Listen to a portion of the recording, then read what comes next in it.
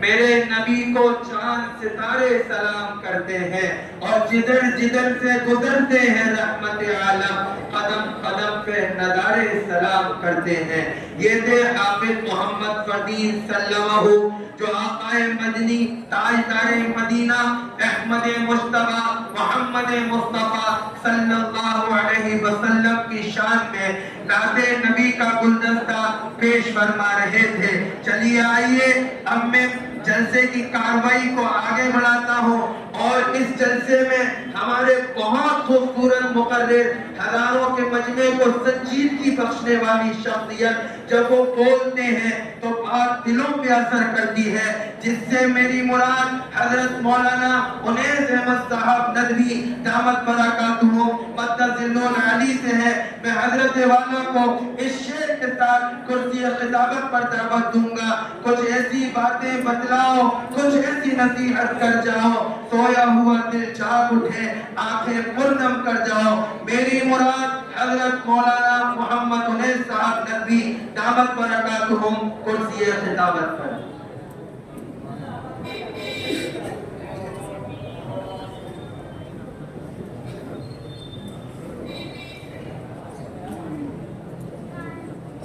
السلام علیکم ورحمۃ اللہ وبرکاتہ۔ وعلیکم السلام ورحمۃ اللہ وبرکاتہ۔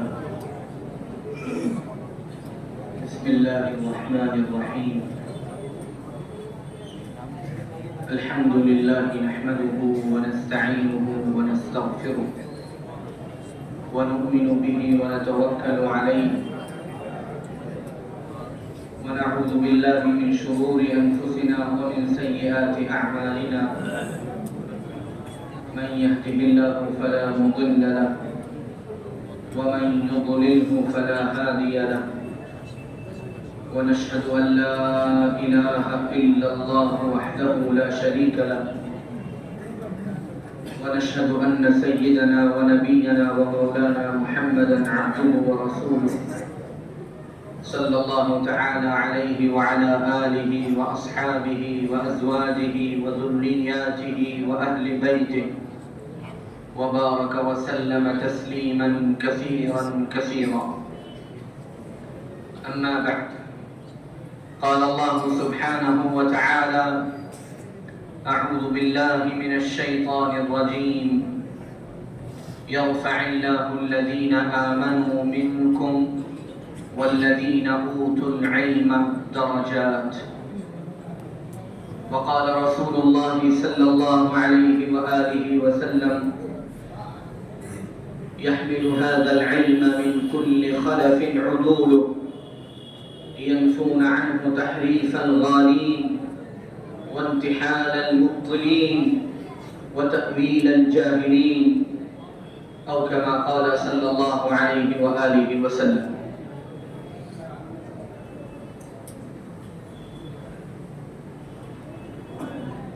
اسٹیج پر تشریف فرما حضرات علماء کرام،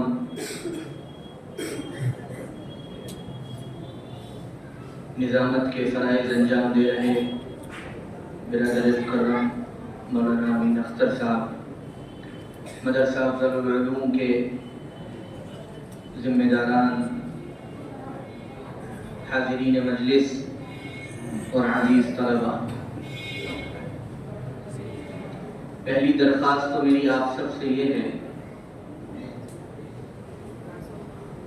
کہ مکمل انہماک اور توجہ کے ساتھ جو باتیں عرض کی جا رہی ہیں یا بعد میں کی جائیں گی،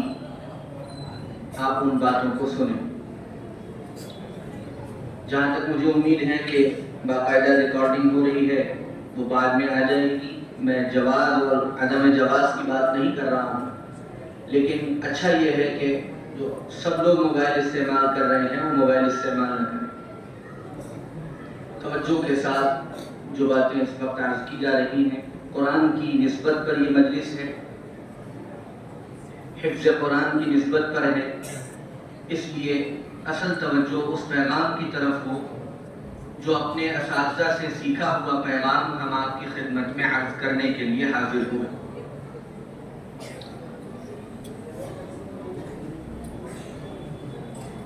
ایک اچھے معاشرے میں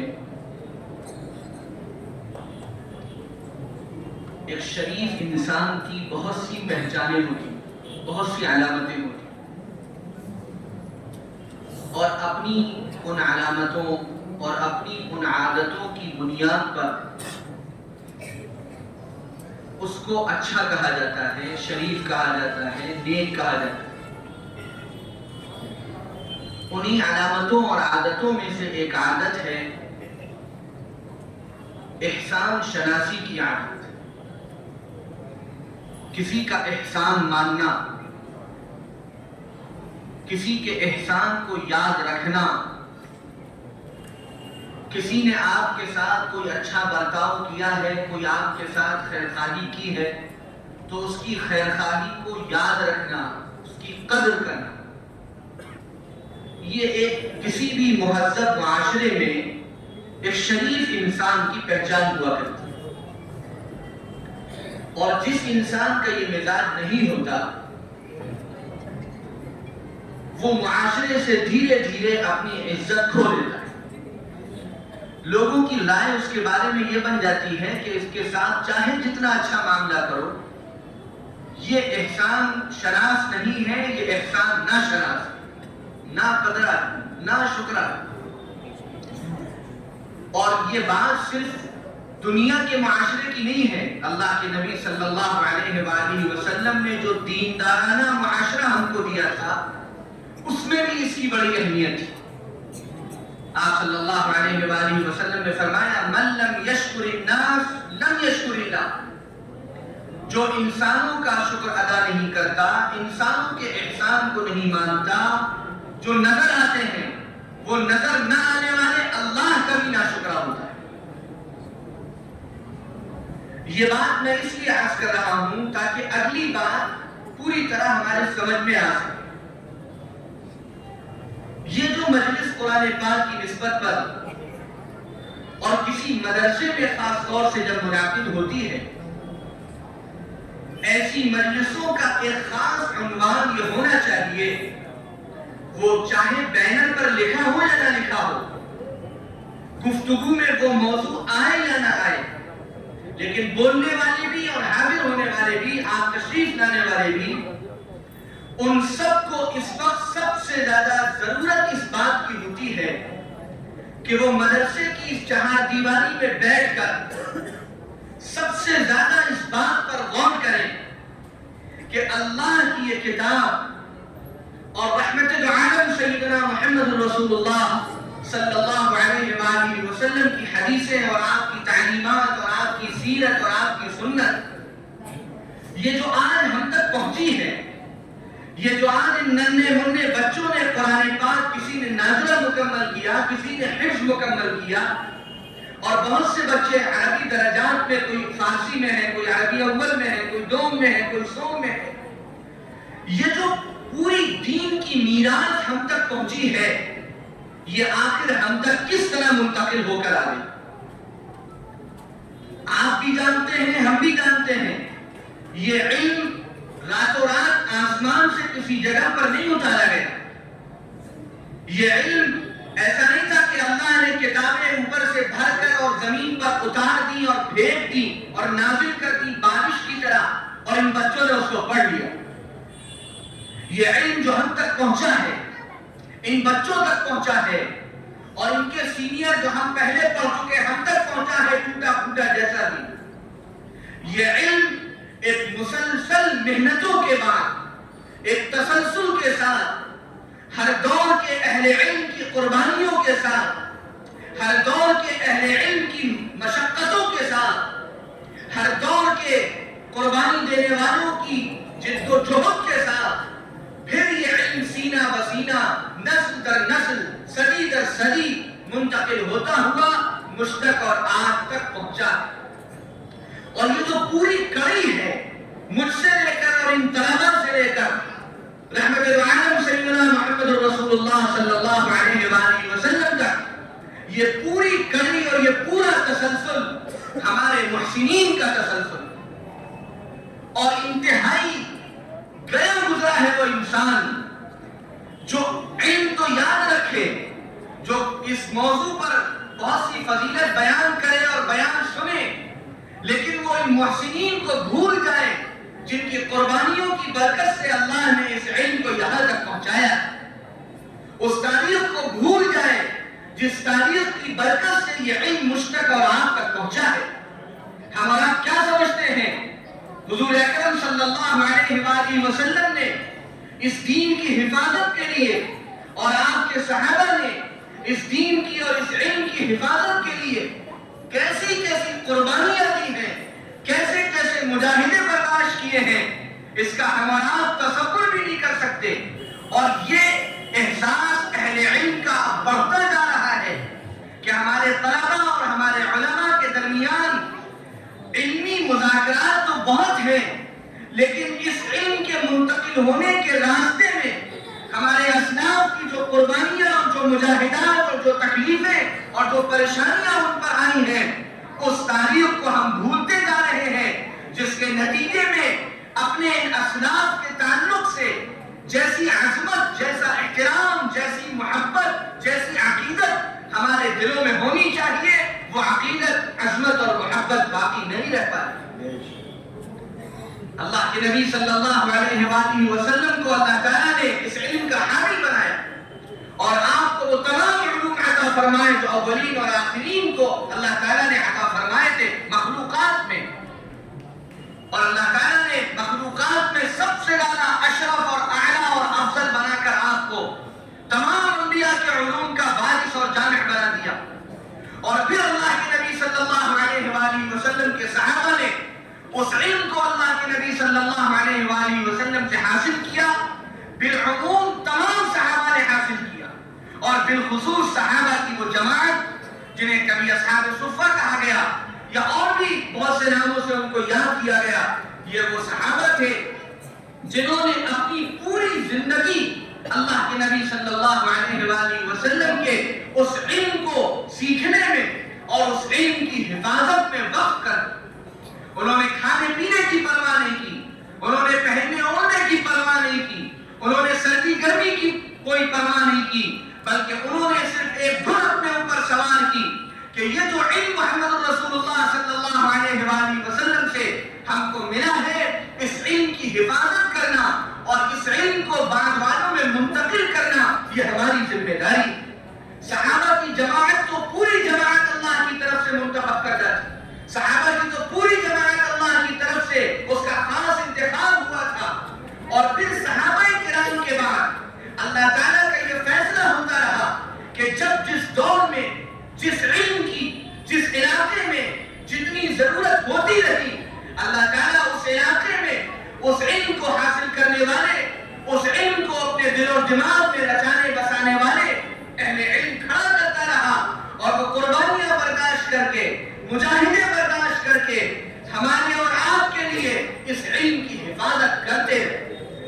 یہ ایک ایسا سلسلہ رہا کہ کسی دور میں، کسی علاقے میں، کسی زمانے میں، کسی زبان میں اس سلسلے کا انقطاع نہیں۔ جب ضرورت محسوس ہوئی کہ اللہ کی کتاب اور محمد رسول اللہ صلی اللہ علیہ وآلہ وسلم کی تعلیمات جو سب کو یاد تھی، جو دل و دماغ میں محفوظ تھی، ان تعلیمات کی روشنی میں اسلام کا ایک پورا نظام مرتب کیا جائے، اسلام کی ایک پوری فقہ مرتب کی جائے، اللہ نے صحابہ کے دور کے فوراً بعد امام مالک کو کھڑا کیا، امام ابو حنیفہ کو کھڑا کیا، ان کے شاگرد امام محمد کو کھڑا کیا، ان کے شاگرد امام شافعی کو کھڑا کیا، پھر ان کے شاگرد امام احمد بن حنبل کو کھڑا کیا رحمت اللہ علیہم اجمعین، اور انہوں نے اللہ کی کتاب سے اور محمد رسول اللہ صلی اللہ علیہ وسلم کی تعلیمات جو اس دور تک سینہ بسینہ منتقل ہو رہی تھی، اس کی روشنی میں ایک پورا اسلامی نظام،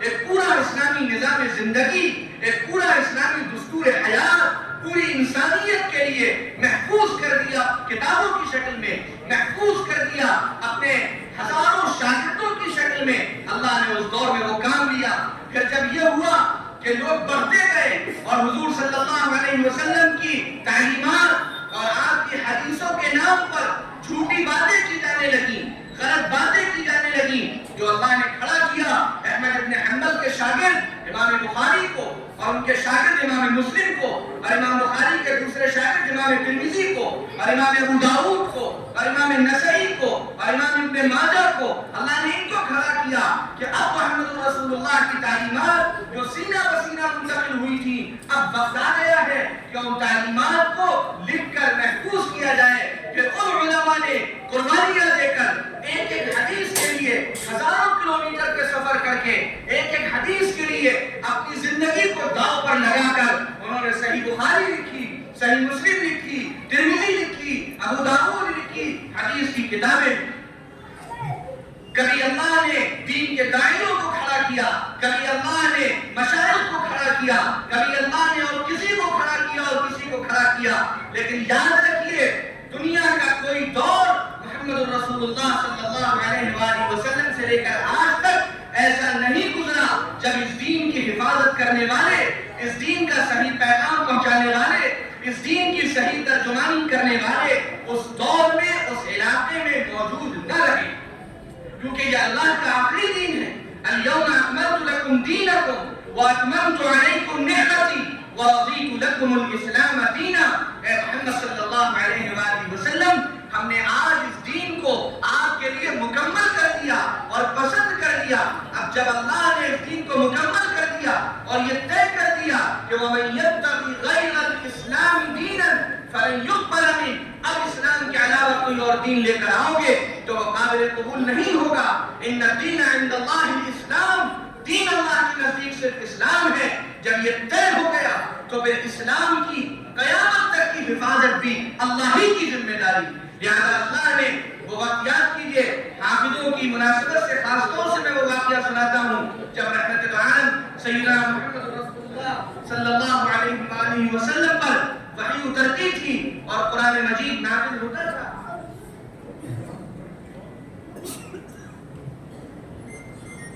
اور قرآن مجید نازل ہوتا تھا تو حضور اکرم صلی اللہ علیہ وسلم اس ڈر سے کہ کہیں قرآن بھول نہ جائے اور رہ نہ جائے اور چھوٹ نہ جائے تو آپ ذرا جلدی جلدی قرآن پاک کی تلاوت کرتے تھے.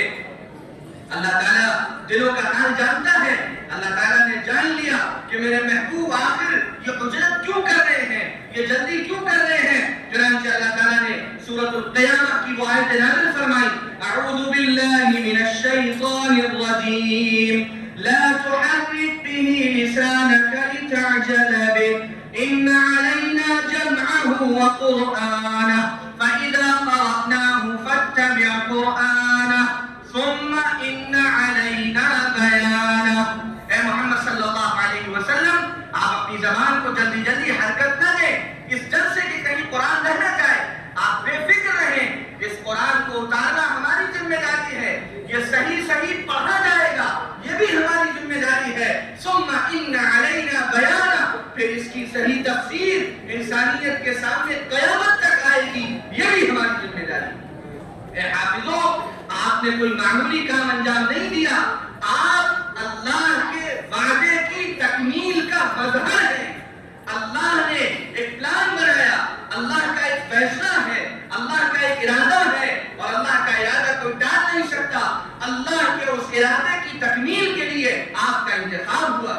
آپ کو چنا گیا ہے. آپ اللہ کی اس خاص ٹیم کا حصہ ہیں جس ٹیم کے ذریعے اللہ کو قرآن پاک کا یہ معجزہ قیامت تک کے انسانوں کے لیے دکھانا تھا کہ دنیا کی ساری مذہبی کتابیں جو آسمان سے اتری, جس شکل میں اتری اس شکل میں کوئی محفوظ نہ رہ سکی, لیکن اللہ کا کتاب جس شکل میں اترا تھا, جن الفاظ کے ساتھ اترا تھا, ایک زبر زیر پیش کی تبدیلی کے بغیر وہ کتاب مجید آج بھی تمام دنیا میں تمام لوگوں کے پاس موجود ہے اور قیامت تک انشاءاللہ موجود اور محفوظ رہے انشاءاللہ. یہ اللہ کا فیصلہ ہے. یہ انتخاب اللہ ہر دور میں کرتے ہیں, الگ الگ دور میں الگ الگ لوگوں کو اللہ منتخب کرتا رہا, یہاں تک کہ بر صغیر میں یا جس علاقے میں ہم رہتے ہیں یہاں پر بھی وہ دور آیا, انگریزوں کا دور آیا اور انگریزوں کے دور میں ایک طرف زبردست حملہ شروع ہوا مسلمانوں کی جان پر, مسلمانوں کے مال پر,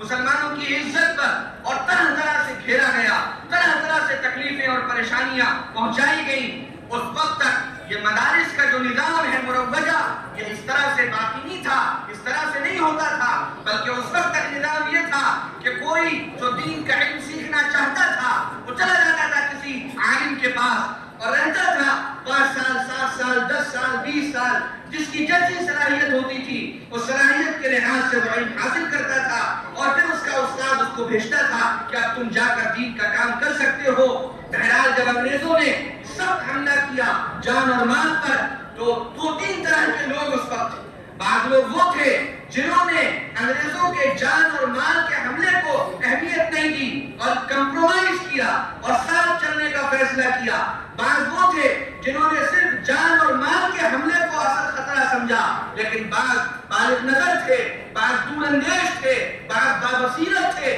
وہ سمجھ گئے کہ جان اور مال پر حملہ یہ 2 نمبر کی بات ہے، اصل نشانہ تو کچھ اور ہے، اصل نشانہ تو ہمارا دین ہے، اصل نشانہ تو قرآن ہے، اصل نشانہ تو اس کی تعلیمات ہے۔ چنانچہ انہوں نے یہ فیصلہ کیا کہ انگریز میدان میں بظاہر ابھی شکست کھانے والے نہیں ہیں، ابھی اس وقت کوئی ایسی کوشش کرو کہ اللہ نے یہ جو سرمایہ ہم کو دیا ہے، جو صدی پر صدی تسلسل کے ساتھ ہم تک پہنچا ہے، جس کے پیچھے لاکھوں انسانوں کی قربانیاں ہیں، اس سرمایہ کی حفاظت کیسے کی جائے، اس علم کی حفاظت کیسے کی جائے۔ چنانچہ اس وقت اس طرح کی بات سوچنے والوں میں ایک نام حضرت مولانا محمد قاسم نانوتوی رحمۃ اللہ علیہ کا بھی تھا، اور حضرت رحمۃ اللہ علیہ نے اس وقت دیوبند اب بہت مشہور جگہ ہے، اس وقت دیوبند کوئی مشہور جگہ نہیں تھی، ایک چھوٹے سے قصبے میں بیٹھ کر یہ طے کیا کہ ہمیں چاہے کچھ ہو جائے ہم اپنے اس دینی سرمایہ کو لٹنے نہیں دیں گے، ہم اپنے اس دینی سرمایہ کو ضائع نہیں ہونے دیں گے۔ اور پھر کام شروع کیا ایک استاد اور ایک طالب علم کے ذریعے۔ میں اس کی تفصیل میں اس وقت جانا نہیں چاہتا، نہ وقت اس کی گنجائش دیتا ہے نہ اس کی ضرورت ہے۔ آپ سب ماشاءاللہ واقفگار حضرات بیٹھے ہیں، اور ہمارے طلبا بھی مدرسے میں یہ تاریخ ضرور سنتے ہوں گے۔ وہ ایک لمبی تاریخ ہے، اللہ نے پھر اس اخلاص کی برکت سے اس کام کو کس طرح چمکایا اور اس کام کو کس طرح پھیلایا، یہ پوری دنیا جانتی ہے۔ آج اسلام کا تذکرہ دنیا کے کسی کونے میں ہو، وہ تذکرہ حضرت نانوتوی رحمۃ اللہ علیہ یا دارالعلوم دیوبند یا اس مکتب فکر کے تذکرے کے بغیر مکمل نہیں ہو سکتا۔ جب اسلام کے بڑے بڑے مکتب فکر کا تذکرہ ہوگا تو یقینی طور پر اس میں تذکرہ دارالعلوم دیوبند کا اور اس کے ذریعے سے تمام دینی مدارس کا ہوگا جو دارالعلوم دیوبند کے بعد وجود میں آئے۔ یہ اللہ کی طرف سے وہ انتخاب ہے، وہ تسلسل ہے، جو تسلسل حضور اکرم صلی اللہ علیہ وآلہ وسلم کے بعد سے اور آج تک چلتا چلا رہا ہے، اور جس میں کبھی انقطاع نہیں۔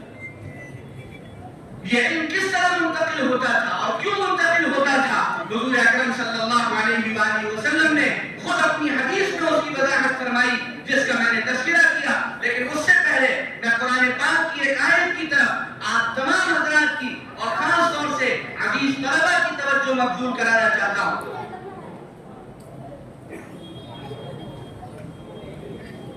اللہ تعالیٰ نے قرآن پاک میں ارشاد فرمایا ثم اورثنا الكتاب الذين اصطفينا من عبادنا۔ اللہ تعالیٰ فرماتے ہیں کہ پھر ہم نے وارث بنایا اس کتاب کا یعنی قرآن کا اپنے منتخب بندوں۔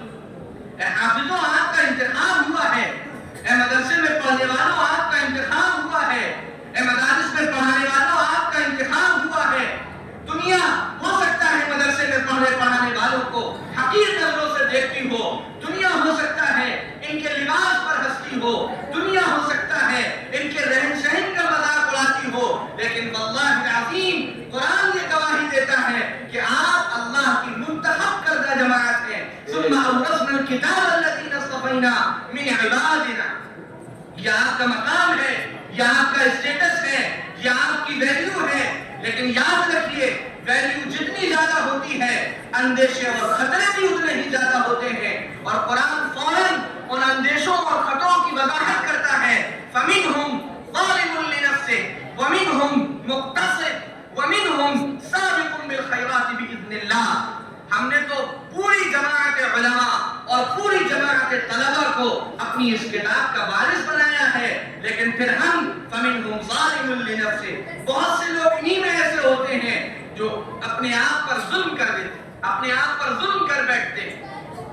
وہ تقاضے پورے نہیں کرتے علم کے، وہ قرآن کے تقاضوں کو پورا نہیں کرتے، وہ حدیث کے علم کے تقاضوں کو پورا نہیں کرتے، وہ اپنی زندگی کو اپنے عمل کو اپنے علم کے مطابق ڈھالنے کی کوشش نہیں کرتے، وہ اپنی زندگی کو قرآن اور سنت کے مطابق بنانے کی کوشش نہیں کرتے۔ فَمِنْهُمْ ظَالِمٌ لِنَفْسِهِ، یہ وہ لوگ ہیں جو دراصل اپنے اوپر ظلم کر رہے ہیں، یہ سمجھتے ہیں کہ یہ دنیا کو دھوکہ دے رہے ہیں، لیکن حقیقت میں یہ اپنے اوپر ظلم کر رہے ہیں۔ وَمِنْهُمْ مُقْتَصِدٌ، اور بہت سے لوگ وہ ہیں جو درمیانہ روی اختیار کرتے ہیں، نیکیاں بھی کرتے ہیں، کچھ غلطیاں بھی ان سے ہو جاتی ہیں تو توبہ کر لیتے ہیں۔ وَمِنْهُمْ سَابِقٌ بِالْخَيْرَاتِ بِإِذْنِ اللَّهِ، اور بعض وہ ہیں جو خیر کے کاموں میں بہت آگے بڑھ جاتے ہیں اللہ کے حکم سے۔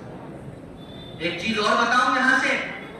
یہاں پر آپ غور کیجئے، ظالم لنفسہ اپنا عمل ہے، مقتصد اپنا عمل ہے، لیکن جب نیکیوں کی بات آئی تو فرمایا اللہ کے حکم سے۔ کیوں کہا اللہ تعالیٰ نے؟ قرآن صرف اس لیے نہیں ہے کہ آپ اس کا ترجمہ امتحان میں پاس ہونے کے لیے پڑھیں، میں بار بار یہ بات عرض کرتا ہوں، قرآن سے زیادہ تزکیہ، قرآن سے زیادہ اخلاق پاک کرنے والی، قرآن سے زیادہ نفسیات پر پکڑ کرنے والی کوئی کتاب نہیں ہے۔ قرآن جانتا ہے نیکیاں جب کوئی انسان کرتا ہے تو اس میں تکبر آتا ہے، اس میں غرور آتا ہے، اس میں گھمنڈ آتا ہے۔ جب علم کے نتیجے میں بولنے کی صلاحیت آتی ہے تو یہ بولنا تکبر پیدا کرتا ہے، جب لکھنے کی صلاحیت آتی ہے تو یہ لکھنا غرور اور تکبر پیدا کرتا ہے۔ اس لیے کہا وَمِنْهُمْ سَابِقٌ بِالْخَيْرَاتِ، دیکھو خیر کے کاموں میں تم جب بھی آگے بڑھو گے بِإِذْنِ اللَّهِ، اللہ کے حکم سے بڑھو گے۔ اس کو اپنا کمال مت سمجھنا، جس دن تم نے اس کو اپنا کمال سمجھا وہ تمہارے سوال کا پہلا دن ہوگا۔ جب تک اسے اللہ کا فضل سمجھو گے، اللہ کی عطا سمجھو گے، عاجزی پیدا کرو گے، تواضع پیدا کرو گے، انکسار پیدا کرو گے، تب تک اللہ تعالیٰ ترقی دے گا چلا جائے۔ اور پھر کہا ذَلِكَ هُوَ الْفَضْلُ الْكَبِيرُ، یہ ہے اللہ کا سب سے بڑا فضل کہ ایک انسان، ایک طالب علم قرآن کا طالب علم ہو اور قرآن کے تقاضوں کو پورا کرے، حدیث کا طالب علم ہو وہ حدیث کے تقاضوں کو پورا کرے۔ میں اپنے عزیز طلبہ سے یہ بات ضرور کہوں گا کہ آپ مدرسے میں پڑھ رہے ہیں، آپ بھلے ہی حافظہ کر رہے ہو یا آپ بھلے ہی فارسی اور عربی اول میں ہو، پہلے دن سے آپ یہ نیت کیجئے اور یہ نیت اپنے اندر راسخ کیجئے، اللہ سے اس کے لیے دعائیں مانگیے، اے اللہ ہمیں سابقٌ بالخیرات بإذن اللہ کے لیے پڑھنے اور پڑھانے والا بنا دیجیے۔ میں اپنے بہت آپ لوگ ہمارے جونیئر میں طلبہ کیا کہوں، جونیئر ہے، چھوٹے بھائی کی طرح ہیں، اس لیے میں آپ سے یہ بات کہنا اپنا حق سمجھتا ہوں، اللہ کے لیے، اللہ کے لیے، اس لیے مت پڑھیے کہ آپ کو مولانا کہا جائے، آپ کو مفتی کہا جائے، آپ کو دامت برکاتہم کہا جائے، آپ کو مقدس اللہ العالی کہا جائے۔ ان لاحق و سابقوں سے کچھ نہیں ہوتا، ان لاحق و سابقوں سے نہ دنیا کا کوئی فائدہ ہونا ہے نہ آخرت کا کوئی فائدہ ہونا ہے۔ آخرت میں عمل جائیں گے اور علم آپ کا خود بولے گا، آپ کو اپنے علم کے اظہار کے لیے لاحق و سابقوں کی ضرورت نہیں ہے۔ علم خوشبو ہے، علم خوشبو ہے، جو خوشبو لگا کر آتا ہے وہ اعلان نہیں کرتا کہ میں عود لگا کر آیا ہوں، لوگوں آؤ مجھ سے عود کی خوشبو لو، وہ جہاں بیٹھتا ہے عود خود بتا دیتا ہے کہ خوشبو پھیل رہی ہے، خوشبو چمک رہی ہے، روشنی خود چمکتی ہے، خوشبو خود پھیلتی ہے۔ علم روشنی ہے، علم خوشبو ہے۔ آپ اگر صلاحیت مند ہیں، آپ کے اندر استعداد ہے، آپ نے محنت سے پڑھا ہے، آپ نے اپنے اساتذہ کی عزت کی ہے، آپ نے کتابوں میں وقت گزارا ہے، خدا کی قسم آپ کو لاحق و سابقوں کی کوئی ضرورت نہیں۔ آپ کا علم خود دوسروں کو آپ کی طرف متوجہ کرے گا، آپ کے اخلاق خود دوسروں کو آپ کی طرف متوجہ کریں گے، اور اللہ کے یہاں تو میرا بھی عمل دیکھا جائے گا، آپ کا بھی عمل دیکھا جائے گا۔ یوم لا ينفع مال ولا بنون الا من اتى الله بقلب سلیم، قیامت کے دن نہ مال کام آئے گا، نہ اولاد کام آئے گی، نہ عہدے کام آئیں گے، نہ بہت زیادہ قابلیت کام آئے گی، وہاں تو کام آئے گا ایک صاف ستھرا دل، اور صاف ستھرا دل تب بنتا ہے جب انسان گناہوں سے بچتا ہے، گناہوں سے حفاظت کے بغیر۔ یہ غلط فہمی ہے، اور ہمارے عزیز طلبہ میں بچپن سے یہ غلط فہمی آ جاتی ہے، جب ان سے کوئی نیکی کی بات کہتا ہے، یہ کہتا ہے کہ کچھ رکعات نفل پڑھ لیا کرو، کبھی اللہ کے سامنے دعا مانگ لیا کرو، تو بہت سے طلبہ یہ کہتے ہیں کہ ابھی تو ہم چھوٹے ہیں، ابھی تو ہم طالب علم ہیں، ابھی ہمیں اس کی کیا ضرورت ہے۔ نہیں میرے عزیز طلبہ، آپ کو کو ابھی سے اس کی ضرورت ہے. شیطان اور نفس کے حملے سب سے زیادہ اسی وقت آپ پر ہوتے ہیں. اگر آپ نے ابھی سے عادت بنائی روزانہ 2-4 رکعات نفل پڑھنے کی، روزانہ کچھ دیر اللہ سے مانگنے کی، روزانہ کچھ دیر اللہ کا نام لینے کی، تو آپ کا دل پاک صاف رہے گا. پھر جب آپ قرآن پڑھیں گے، جب آپ حدیثیں پڑھیں گے، جب آپ نحو و صرف پڑھیں گے، جب آپ بلاغت پڑھیں گے، جب آپ اور کچھ پڑھیں گے، ان سارے علوم کا نور آپ کے قلب میں، آپ کے دل میں پیدا ہوگا، اور پھر آپ کی صلاحیتیں، آپ کی استعداد نکھر کر سامنے آئے گی. اور اگر آپ نے گناہگاری میں زندگی گزاری، گناہوں میں زندگی گزاری، میری اور آپ کی کیا حیثیت ہے؟ امام وکیع فرما گئے، امام شافعی فرما گئے کہ میں نے اپنے استاد سے کہا تھا شکوت الی وکیع سوء حفظی. امام شافعی کتنے بڑے عالم، اللہ اکبر، لاکھوں کروڑوں لوگ ان کی فقہ پر عمل کرتے کرتے دنیا سے چلے گئے اور آج بھی کر رہے ہیں. اور آپ کو میں بتاؤں، بعض محققین نے لکھا ہے کہ محدثین جو گزرے ہیں ان میں سب سے زیادہ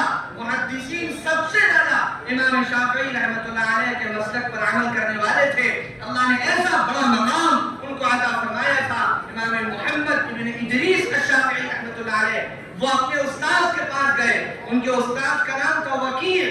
اور ان سے جا کر کچھ بات کی اور اس بات کو بعد میں اشعار کی شکل میں پیش کیا. شکوت الی وکیع سوء حفظی، کہ میں نے اپنے استاد سے شکایت کی کہ مجھے چیزیں یاد نہیں رہ رہی ہیں، میں جلدی بھول جاتا ہوں. اے طلبہ، کیا آپ کو یہ شکایت نہیں ہوتی؟ آپ سے کتنے طلبہ ہیں جو اپنے اساتذہ کے پاس جا کر کہتے ہیں حافظ صاحب سبق بڑی جلدی بھول جاتا ہے، مولانا بڑی جلدی سبق ذہن سے نکل جاتا ہے. یہ شکایت شافعی نے بھی کی تھی اپنے استاد سے، سبق بڑی جلدی بھول جاتا ہے، یاد نہیں رہتا. فارشدنی الی ترک المعاصی، تو امام شافعی کہتے ہیں کہ میرے استاد نے مجھ سے یہ کہا کہ دیکھو گناہ کرنا چھوڑ.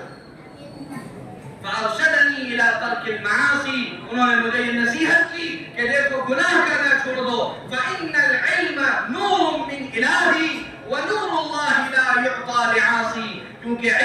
یہ علم اللہ کا نور ہے اور اللہ کا نور گنہگاروں کو حاصل نہیں ہو پاتا.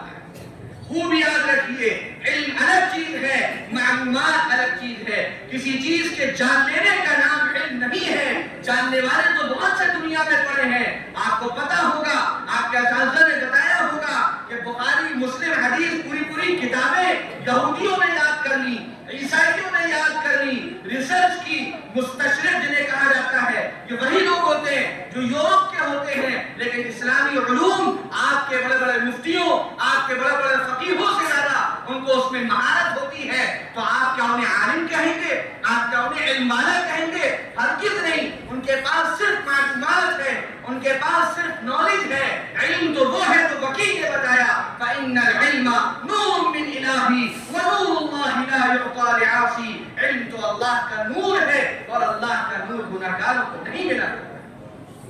اس لیے گناہوں سے بچنے کی فکر کیجئے، غلطیوں سے بچنے کی فکر کیجئے. انسان ہیں، غلطیاں ہوں گی، گناہ ہوں گے، اللہ سے معافی مانگیے، اللہ سے توبہ کریے، روزانہ استغفار کیجئے، تو اللہ تعالیٰ آپ کے دل کو پاک صاف کرتا چلا جائے. یہ علم آپ کیوں حاصل کر رہے ہیں؟ حضور اکرم صلی اللہ علیہ وسلم کی حدیث جو میں نے شروع میں پڑھی تھی، آپ صلی اللہ علیہ وسلم نے اتنی بڑی بات ارشاد فرمائی. خاص طور سے میرے عزیز طلبہ اس کو بہت غور سے سنیں. آپ صلی اللہ علیہ وسلم نے فرمایا يحمل هذا العلم من كل خلف عدول. آپ نے فرمایا یہ جو میرا علم ہے جو اللہ نے مجھے دیا ہے، ہر دور میں، ہر زمانے میں متقی اور پرہیزگار لوگ اس علم کو حاصل کریں. اب دو میں سے ایک باتیں ہیں، اگر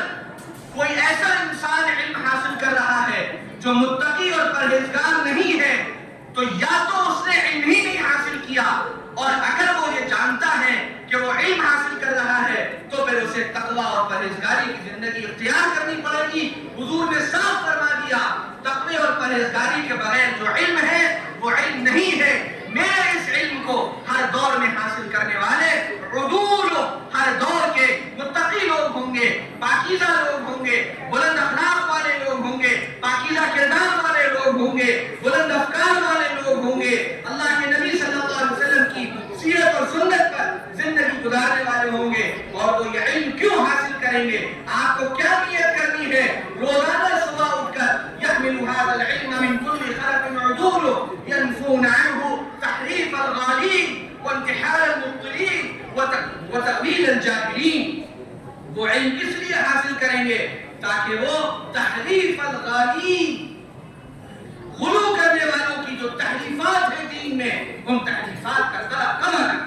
ان تحریفات کا خاتمہ کر دیں. اسلام میں غلو ناپسندیدہ ہے. اللہ نے جو حکم دیا اس حکم کا جو مقام ہے بس وہی مقام دین ہے. جن شخصیات کا جو مقام ہے وہی مقام دین ہے. اللہ کے کسی بھی حکم کو نہ اپنی مرضی سے بڑھایا جا سکتا ہے نہ اپنی مرضی سے گھٹایا جا سکتا ہے. اور جو ایسا کرتا ہے اہل علم کا کام ہے کہ اس غلو پر روک لگائیں، ایسی تحریفات پر روک لگائیں، ایسی تحریفات کا قلقمہ کریں. ينفون عنه تحریف الغالین وانتحال المبطلین. اور جو باطل قسم کے لوگ ہیں جو دھوکہ دیں دین کے ذریعے، جو دھوکہ دیں علم کے ذریعے، ان کی اس باطل فکر پر ضرب لگائیں. وتأویل الجاہلین. اور جاہل قسم کے لوگ جب دین میں دخل اندازی کرنے لگیں اور دین کو اپنے معنی پہنانے لگیں اور دین کی اپنی منمانی تشریح کرنے لگیں تو اہل علم کا کام ہے کہ اس طرح کے لوگوں کی منمانی تشریحات پر روک لگائیں.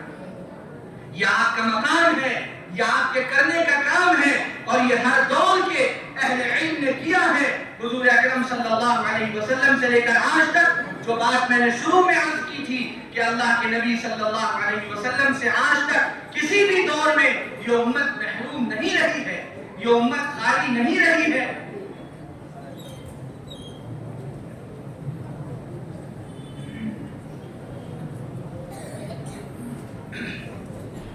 بلکہ ہر دور میں اس امت کو اللہ تعالیٰ نے ایسے اہل علم عطا فرمائے ہیں، ہر زمانے میں عطا فرمائے ہیں، ہر دور میں عطا فرمائے ہیں، جنہوں نے اس علم کی اور اس دین کی حفاظت کر کے دکھائی. آج قرآن پاک کی نسبت سے یہاں طلبہ بھی ہیں اور طلبہ کے گارڈینز بھی ہیں، ان کے والدین بھی ہیں، ان کے ذمہ داران بھی ہیں. میں دونوں کی خدمت میں قرآن پاک کے حوالے سے یہ بات عرض کرنا چاہتا ہوں کہ جب تک آپ اس علم کے اس پورے تسلسل کو نہیں سمجھیں گے اس وقت تک اس علم کی اہمیت ہمارے اور آپ کے دلوں میں پیدا نہیں ہو سکتی. کیا ہمارے معاشرے کی یہ ایک سچائی نہیں ہے کہ ہمارے گھر میں جو بہت ہی بریلینٹ بچے ہوتے ہیں، جو بہت ہی سمجھدار بچے ہوتے ہیں، جو بہت ہی تیز بچے ہوتے ہیں، ہم ان کو تو بھیجتے ہیں کانوینٹ اسکولوں میں، ہم ان کو تو بھیجتے ہیں بڑے بڑے اداروں میں، اور جس بچے کو ہم دیکھتے ہیں کہ یہ سب سے زیادہ غبی ہے، سب سے زیادہ کمزور ہے، سب سے زیادہ ذہنی اعتبار سے ویک ہے اور ہر اعتبار سے وہ ہمیں لگتا ہے کہ صلاحیتوں میں پچھڑا ہوا ہے، اس بچے کے لیے پھر ہمارا مجبوری کا انتخاب ہوتا ہے مدرسہ.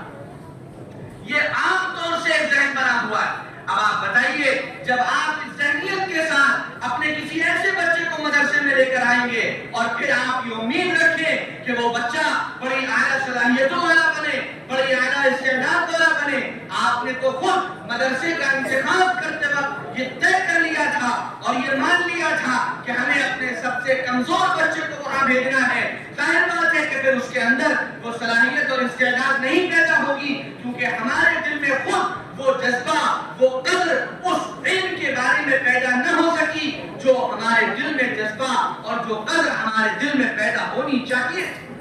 اس لیے اس علم کی اہمیت، اس کی وقعت، اس کی عظمت اور اس کا احترام اگر ہمیں پیدا کرنا ہے تو ہمیں اس پوری تاریخ کو یاد رکھنا پڑے گا جو حضور صلی اللہ علیہ وسلم نے فرمایا ہر دور کے بہترین لوگوں کو اللہ تعالیٰ اس علم کے لیے منتخب کرتا ہے. کہیں فرمایا من یرید اللہ بہ خیرا یفقہہ فی الدین. اللہ تعالیٰ تم میں سے جس کے لیے بہتری کا ارادہ فرماتے ہیں اللہ تعالیٰ اس کو اس دین کی گہری سمجھ عطا فرما دیتے ہیں. یہ انتخاب ہوا ہے، انتخاب بچوں کا بھی ہوتا ہے، انتخاب ان کے والدین کا بھی ہوتا ہے کیونکہ فیصلہ والدین لیتے ہیں. اس لیے فیصلہ لیتے وقت اپنے بچوں کو مدرسے میں بھیجتے وقت اور مدرسے میں بھیجنے کے لیے بچوں کو منتخب کرتے وقت یہ دیکھیے کس بچے میں سب سے زیادہ صلاحیت ہے، کون سب سے زیادہ ذہنی استعداد ہے، کون سب سے زیادہ صحت مند ہے. اس بچے کا مدرسے کے لیے انتخاب کیجیے اور اس کے دل و دماغ میں بھی یہ بات پہلے دن سے راسخ کیجئے کہ بیٹا تم ہمارے گھر کے سب سے قیمتی بچے ہو، اس لیے ہم نے تمہیں قرآن کے لیے منتخب کیا ہے، اس لیے ہم نے تمہیں حدیثوں کے لیے منتخب کیا ہے، اس لیے ہم نے تمہیں دین سیکھنے کے لیے منتخب کیا ہے۔ تم ہمارے گھر کے سب سے قیمتی بچے ہو، ہمارے گھر کے ہیرے ہو، ہمارے گھر کے موتی ہو، تم اس لائق ہو کہ تم اللہ کے نبی صلی اللہ علیہ وآلہ وسلم کے علم کے وارث بنو، ان کے علم کے جانشین بنو۔ ایسی عظمت، ایسا احترام، ایسی وقار پہلے دن سے اس بچے کے دل میں ڈالیے، تب اس بچے کے اندر اس علم کی قدر پیدا ہوگی، اس کی وقار پیدا ہوگی، اس کا احترام پیدا ہوگا، اور پھر وہ بچہ سمجھے گا کہ مجھے واقعی ایک بڑے کام کے لیے میرے ماں باپ نے منتخب کیا ہے۔ ورنہ عام طور سے جو ذہن بنا ہوا ہے وہ ذہن یہی ہے کہ بچہ مدرسے جاتا ہے اور اس کے ذہن میں دو تین باتیں ہوتی ہیں کہ مجھے حافظ بننا ہے، مجھے عالم بننا ہے، اس کے بعد لوگ مجھے مولانا صاحب کہیں گے، لوگ مجھے مفتی صاحب کہیں گے، اور تھوڑا بہت میں تقریر کر لیا کروں گا اور کہیں نماز پڑھا لیا کروں گا۔ وہ صرف یہ سمجھتا ہے کہ مجھے اب اس کام کے لیے منتخب کر دیا گیا۔ اس کے دل و دماغ میں یہ کیوں نہیں راسخ ہوتا کہ مجھے محمد رسول اللہ صلی اللہ علیہ وسلم کی نیابت کے لیے، آپ کا وارث بنانے کے لیے میرے ماں باپ نے میرا انتخاب کیا ہے۔ مجھے اسی طرح محنت کے ساتھ، دل جمعی کے ساتھ، دلچسپی کے ساتھ پڑھنا ہے۔ اس کو شوق دلائیے، بار بار اس کے ادارے میں جائیے، اس کے اساتذہ سے ملیے، اپنی فکر مندی ظاہر کیجیے کہ آپ اپنے بچے کو حافظ بنانے کو لے کر، آپ اپنے بچے کے عالم بنانے کو لے کر کتنے فکر مند ہیں، کتنے سنجیدہ ہیں، کتنے آپ کو جذبہ ہے، کتنا آپ کو شوق ہے، اور پھر سارا جذبہ اور سارا شوق ایک طرف، اللہ سے دوسری طرف اللہ سے مانگیے، راتوں کو اٹھ کر اس کے لیے دعائیں کیجیے، اے اللہ میں نے اپنے بچے کا یا میں نے خود کا